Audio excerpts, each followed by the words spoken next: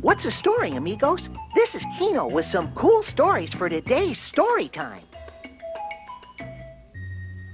In our first story, Tom Selleck reads about a special visit from the relatives. And they traveled up all those miles until finally they pulled into our yard. And 5 bad boys find Billy Q, shrunk to pipsqueak size. "Foo, boys," said Q. "I don't need you around here when I've shrunk so small I fit inside my own shoe. Skittle scattle home." Then Valerie Bertinelli reads a book about how much moms love their children. Mama, do you love me?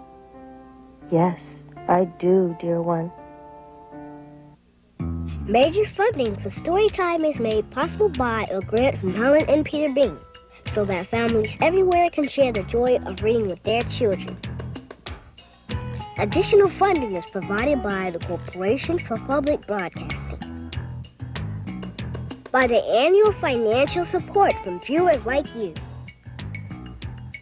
and by the National Endowment for Children's Educational Television.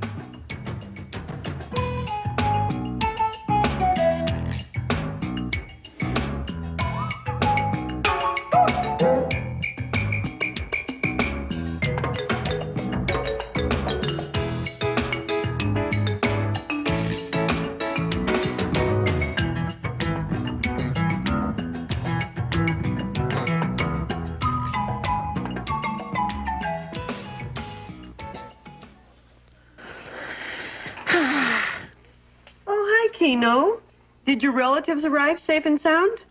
Yeah. Have you seen my dust daubing book, Lucy? I was sure I took it home, but I can't find it there. I can't find anything there. It's driving me bonkers. No, I haven't seen it, Kino. Did you look under the bed? The land of dust daubins? That book's gotta be somewhere in my dumb house. I hate it when this happens. Oh, my goodness, Kino. Did you get up on the wrong side of the bed this morning? What bed? I didn't sleep in my bed. Uncle Stan and Aunt Margaret slept in my bed, and my grandpa slept in my sister's bed, and my cousin Joey slept on the couch. So my sister and I slept in sleeping bags on the rug, except I couldn't sleep because my dumb sleeping bag was too hot. But it was too cold to sleep without the dumb thing. So you had a bad night, huh? My sister snores, too. Oh, dear. Oh. And try getting into the bathroom, Lucy. Forget it. Oh, what's that on your cheek? Huh? It looks like lipstick. Did somebody kiss you? Oh, no. It's my Aunt Margaret. She's always kissing me. That's the last straw. Oh. Oh, it's just because she loves you, Kino. Don't be embarrassed. Oh, hi, Lucy. Oh, hi, Tom. Oh, this is Melissa, and this is Brian. Is Kino here? We're ready for a story. He wasn't at home. Oh, here I am. What book? Well, I knew your relatives were coming to visit, so I asked Mr. Selleck to bring a very special book today. Come on. Okay. This is the picture studio. I can tell that. Hi, Mr. Selleck. Hi, Melissa. Hi, Brian. How you doing? Hey, Hi. Kino. Hi. I understand that you have some visitors at your house. Oh, yeah. All my relatives came. Well, that's funny. That's the name of this book. The Relatives Came. Whoa. Story by Cynthia Rylant and illustrated by Stephen Gamble. You want to hear it? Oh, sure. Sure. Does it mention getting lipstick all over you? Lipstick? Uh-huh. Well, let's see. We'll find out. Okay. Okay. Now, here we go. It was in the summer of the year when the relatives came. They came up from Virginia. They left when their grapes were nearly purple enough to pick, but not quite. They had an old station wagon that smelled like a real car. And in it, they'd put an ice chest full of soda pop. And some boxes of crackers and some bologna sandwiches. And up they came from Virginia. They left at 4 in the morning when it was still dark, even before the birds were awake. And then they drove all day long and into the night, and while they traveled along, they looked at the strange houses and different mountains, and they thought about the almost purple grapes back home. They thought about Virginia. But they thought about us, too, waiting for them. So they drank up all their pop, and they ate up all their crackers, and they traveled up all those miles until finally they pulled into our yard. Then it was hugging time. Talk about hugging. Those relatives just passed us all around their car, pulling us against their wrinkled Virginia clothes, crying sometimes. They hugged us for hours. And then it was into the house and so much laughing and shining faces and hugging in the doorways. You'd have to go through at least 4 different hugs to get from the kitchen to the front room. Those relatives. And finally, after a big supper, 2 or 3 times around until we all got a turn at the table, there was quiet talk. And we were in 2s and 3s through the house. The relatives weren't particular about beds, which was good since there weren't any extras. So, a few squeezed in with us and the rest slept on the floor. Some with their arms thrown over the closest person, and some with an arm across one person and a leg across another. It was different, going to sleep with all that new breathing in the house. The relatives stayed for weeks and weeks. They helped us tend garden, and they fixed any broken things they could find. They ate up all our strawberries and melons, and then they promised that we could eat up all their grapes and peaches when we came back to Virginia.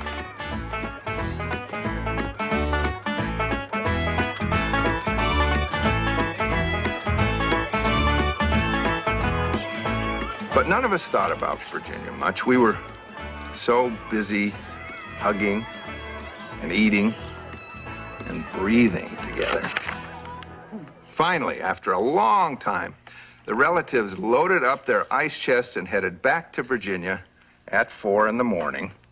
And we stood there in our pajamas and waved them off in the dark. We watched the relatives disappear down the road.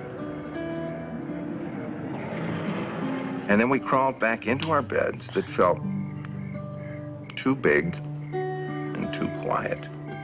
And we fell asleep. And the relatives drove on all day long and into the night. And while they traveled along, they looked at the strange houses and the different mountains. And they thought about their dark purple grapes waiting at home in Virginia. But they thought about us too, missing them. And they missed us.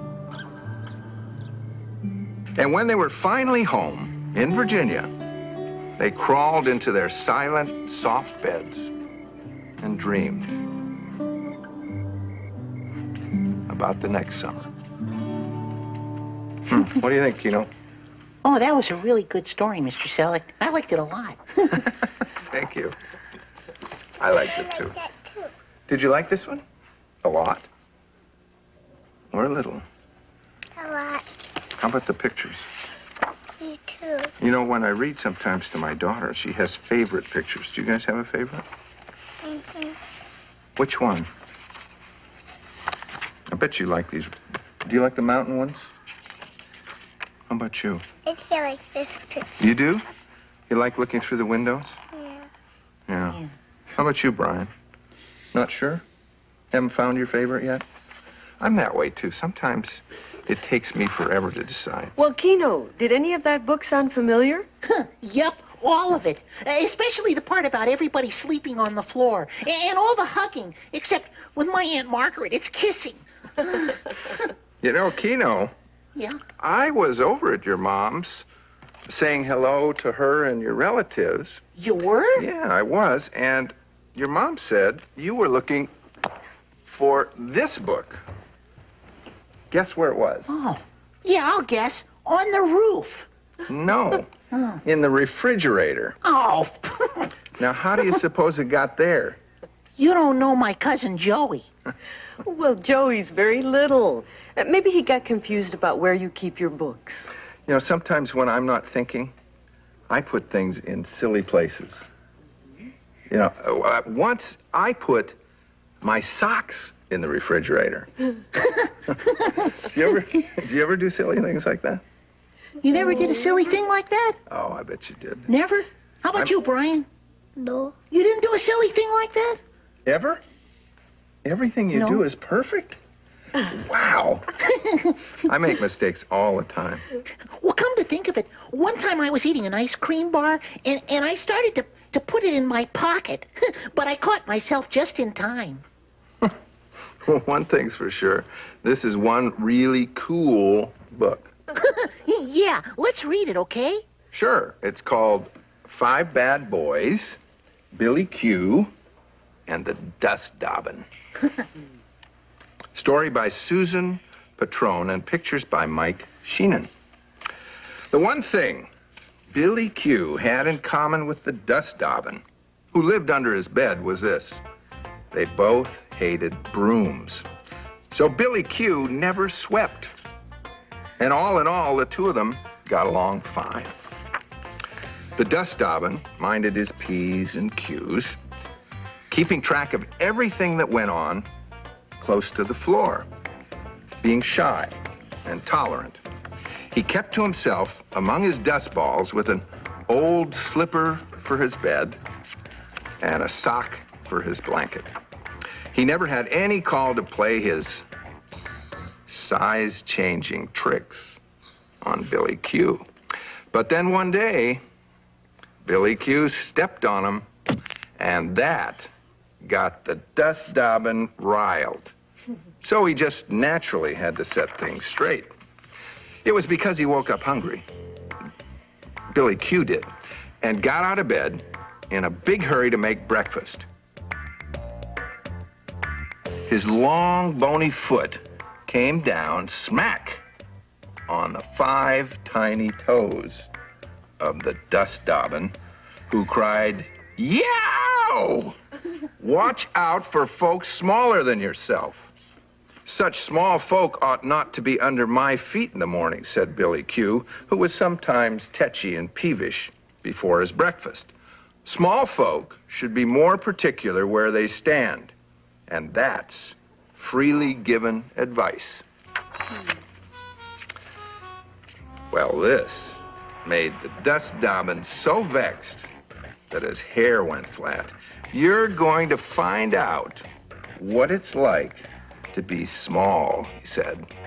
And he shrank Billy Q down to his own size, no bigger than a soup spoon. Now, Billy Q looked at his new pipsqueak self and said, "Now you give me back my true and natural size." The Dust Daubin, he just laughed in a sneezy way. "You gave me 5 sore toes and some free advice. You'll get your size back when 5 gifts are given to you, and not before." Billy Q pondered on this, you know. And he figured he could ask the mamas of some bad boys he knew. He'd figured they'd give him some things from their kitchen. But the Dust Daubin guessed Billy Q's plan. "No asking allowed," he said. "The gifts must be freely given, just like your advice." And then he laughed again, and dust balls floated up from his dusty hair and beard. He knew Billy Q had no rich friends with presents to give, nor a birthday anytime soon. He reckoned Billy Q would have a long, long time to learn about being small. Botheration, said Billy Q, for he was that put out. He went outside and sat under the water spigot, whose faucet he could no longer reach. And he pondered over the problem of how to get 5 gifts without asking for them. Pondered hard enough to make himself right thirsty. The dust oven, who had followed Billy Q outside, sat hidden in a patch of dandelions. Just then, 5 rowdy bad boys came running up from town. They were cross-grained and hard-headed and looking for trouble. What they found was Billy Q, small as a soup spoon, and sad as empty pockets. "Foo, boys," said Q. "I don't need you around here when I've shrunk so small I fit inside my own shoe. Skittle-scattle home." But those stubborn boys almost never did what they were told. They dug their mitts into their pockets and they dug their heels into the dirt, and they stayed where they were, gawking and gawking at wee Billy Q.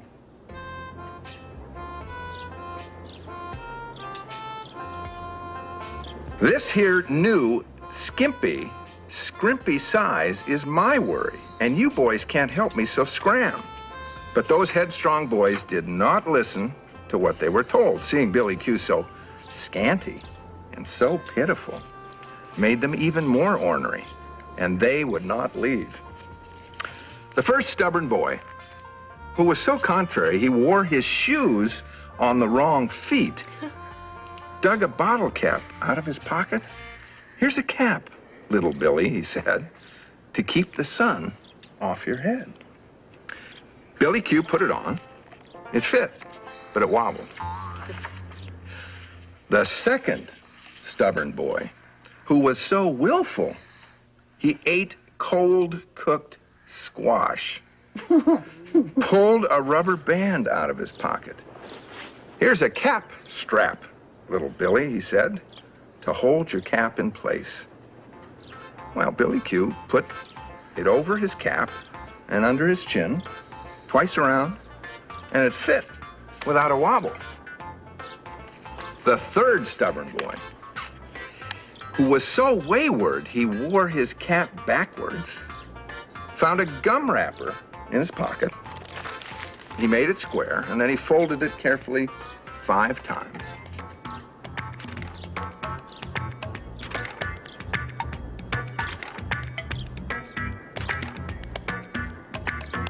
"Here's a cup, little Billy," he said, and filled it with water from the spigot. Billy Q drank from the tiny cup, which did not leak. The fourth stubborn boy, who was so headstrong, he wore his overalls inside out, took a popsicle stick from his pocket, he propped it between some rocks, and said, "Here's a bench to sit on, little Billy, so you can swing your legs." Billy Q climbed up on the bench, and he swung his legs and squinted into the bright, hot sun. The fifth stubborn boy, who was so sassy, he combed his hair before going to bed instead of when he got up in the morning. He felt in his pockets, which were purely empty. That boy had nothing but his own shadow. So he gave that to Billy Q by standing in front of the sun. Well, now that he was in the shade, Billy Q grinned, and in the time it took, he grew back to his true and natural size. He kept on grinning because he knew he had 5 friends, good and stubborn ones, and because now, finally, he could reach his cook stove. "You boys are not so bad," he said, and winked at the hidden dust oven. "Let's all have breakfast." And for once, just once, those boys were either too surprised or too hungry to be contrary. And from that day on, there were no more wrangles or squabbles with the dust oven, because now and again, Billy Q left useful things like bottle caps and rubber bands and gum wrappers and popsicle sticks under the bed. And the dust oven keenly appreciated such freely given gifts. Billy Q also watched where he put his feet in the morning. And he didn't mind a bit when a sock or a slipper turned up missing. And he never forgot what it was like to be small. Oh, that was really a cool book. I'm glad Mom found it in the refrigerator. Me too. Oh, see, Mr. Selleck, when you saw my mom, did she act like she was, well, mad at me? No, I don't think so, Kino. Why do you ask? Well, I think I was sort of grouchy this morning. Oh, Kino had to sleep on the floor, and his sleeping bag was too hot, and his sister snored. No, she wasn't mad at you, Kino. And your grandpa said he was very proud of you. And your little cousin Joey, Yeah. he kept saying, "Where's Kino? Where's Kino?" And your Aunt Margaret said that she just can't stop kissing you. Oh, brother. Oh, it's just because she loves you, Kino, that's all. Oh, would you like to hear a story about how much moms love their children? Yeah. Oh, I always like to hear a story. Okay, then let's pay a visit to Valerie Bertinelli. She's going to read a wonderful book to her son, Wolfgang. Okay. Here we go.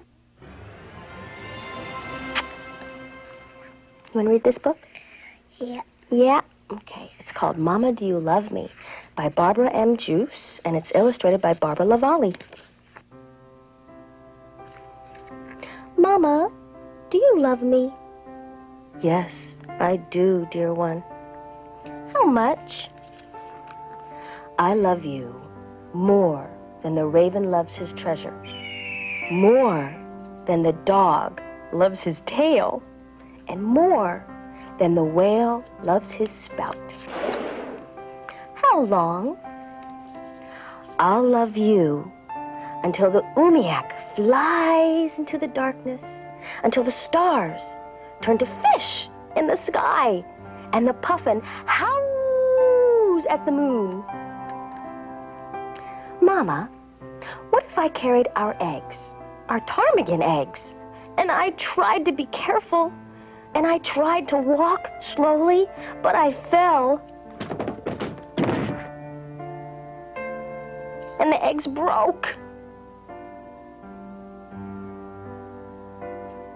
Then I would be sorry, but still, I would love you. What if I put salmon in your parka, ermine in your mittens, and lemmings in your muckalucks? Well, then I would be angry. What if I threw water at our lamp? Then, dear one, I would be very angry, but still, I would love you. What if I ran away? Then I would be worried.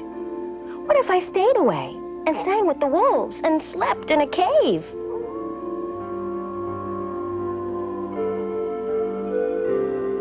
Then, dear one, I would be very sad, but still, I would love you. What if I turned into a musk ox? Well, then I would be surprised. And what if I turned into a walrus? Then I would be surprised and a little scared.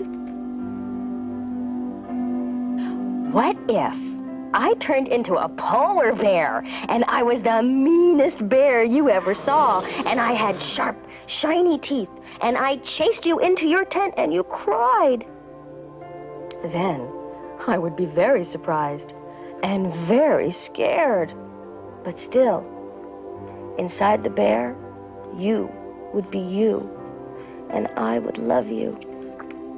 I will love you always, forever and for always, because you are my dear one. I like this story. What about you, Wolfie? You like the story too? The big one. Oh, big one? Oh. Okay. What a wonderful story, and what beautiful pictures of life in the Arctic. Hey, how much did you like that story, Kino? Oh, more than my sister snoring. Oh, but what if I have another grumpy day? Or worse, my mom will always love me, even if she does get mad at me sometimes? Of course, Kino. And I think the same is true about you. Well, it sounded like you were a little mad at everybody this morning. Your mom, your relatives, your sister. But I think you still love them all very much, don't you? Oh, sure. I even guess I don't mind all that much when Aunt Margaret kisses me. But I wish she wouldn't wear all that lipstick. Well, maybe tonight you can sleep with an extra sheet or a light blanket instead of your sleeping bag so you won't be so hot. Yeah.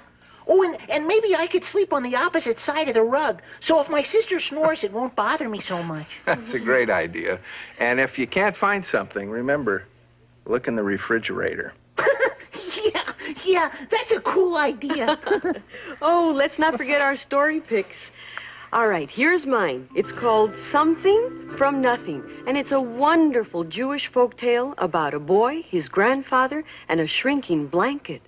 Do you think Billy Q is ready? My story pick has a grandpa in it, too. It's a... Oh, sorry. Yeah, it's down there. It's called The Wild Woods. My grandpa really likes this one a lot. It's about a little girl who takes her grandpa on an adventure through the woods. And that's all the time we have. Thank you so much for coming, Tom. Oh, Yeah, sure. thanks, Mr. Selleck. You're welcome. And until next time, keep a story in your heart and check your cheeks for lipstick. Bye-bye. Bye-bye.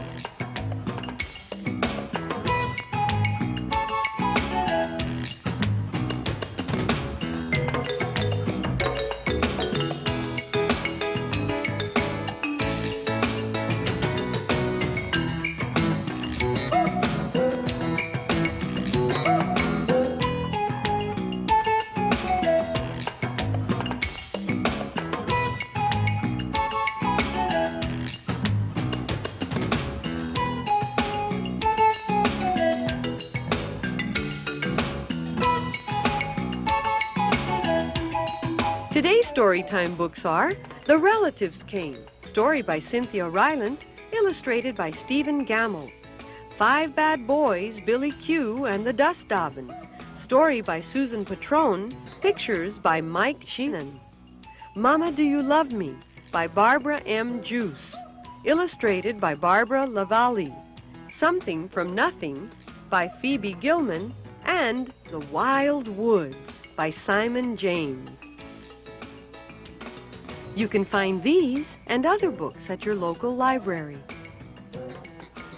Major funding for Storytime is made possible by a grant from Helen and Peter Bain, so that families everywhere can share the joy of reading with their children.